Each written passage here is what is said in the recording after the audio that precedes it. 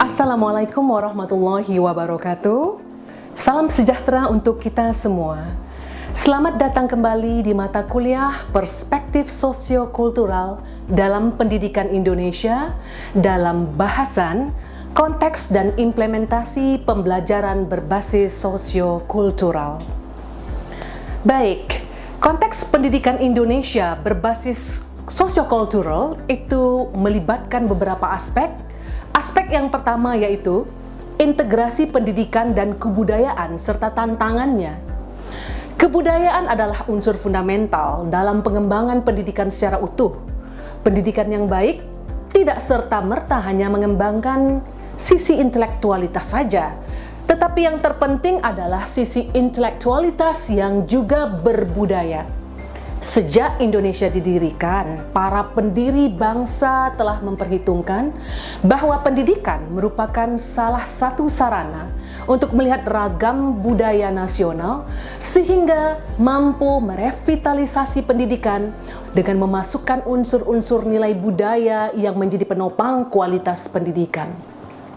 Namun yang terjadi di Indonesia sekarang, eksperimen terhadap pendidikan yang ada selama ini ternyata telah dibajak dari standar global yang senyatanya telah mengaburkan penerapan pendidikan yang meninggalkan nilai-nilai keaslian budaya lokal. Nah, keaslian pendidikan yang berbudaya termarginalkan akibat harus mengikuti standar-standar global. Kemudian, kebudayaan untuk pendidikan. Nah, kebudayaan menjadi roh pendidikan adalah kebudayaan dalam tataran nilai.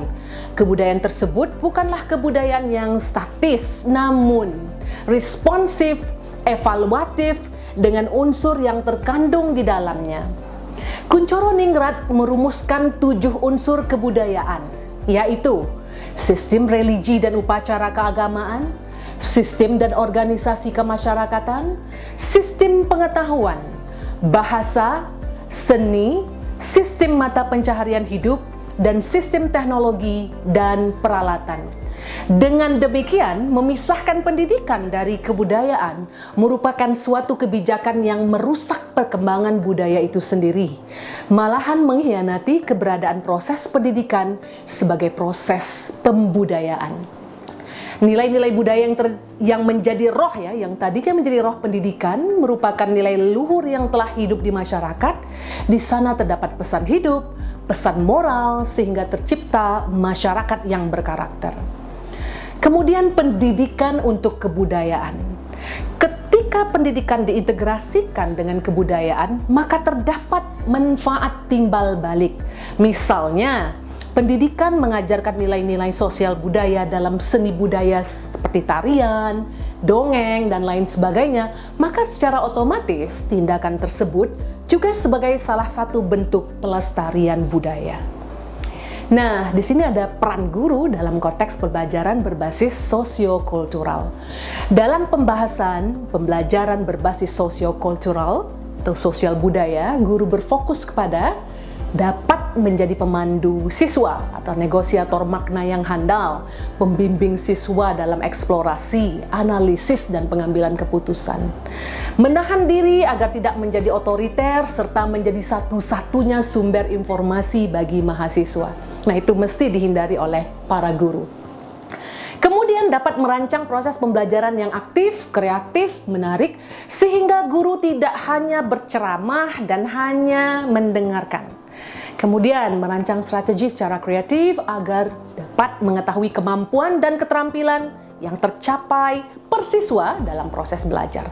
Yang terakhir, merancang strategi yang memungkinkan siswa agar terbiasa berpikir ilmiah dalam mengutarakan ide atau gagasan, menjelaskan rasional berargumentasi, dan menghasilkan karya tulis ilmiah. Nah, adapun peranan siswa dalam konteks pembelajaran berbasis sosiokultural, ide dan pendapat siswa adalah jendela dari pola pikir mereka. Nah, dalam pembelajaran berbasis budaya, siswa tidak pasif menerima pengetahuan, keterampilan yang disampaikan guru, tapi mereka merupakan subjek yang mampu menciptakan makna, bahkan menjadi kontributor terhadap perkembangan pengetahuan dan keterampilan dalam bidang ilmu.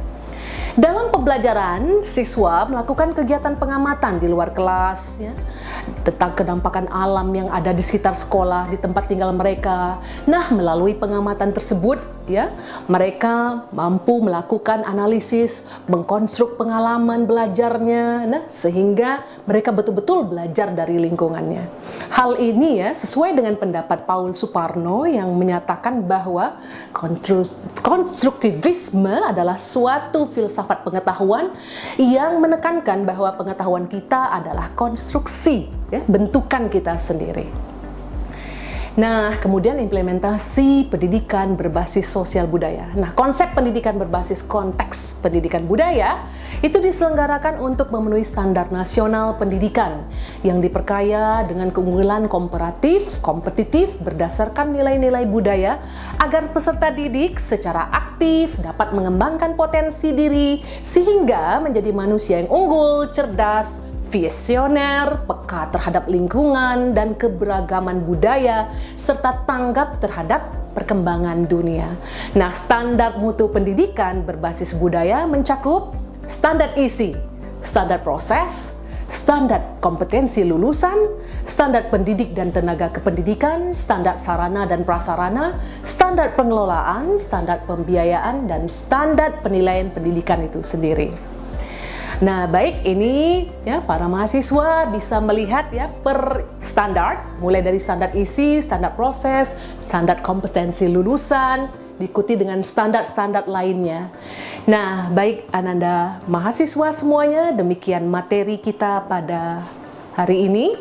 Ya, sampai bertemu kembali pada minggu berikutnya. Wassalamualaikum warahmatullahi wabarakatuh.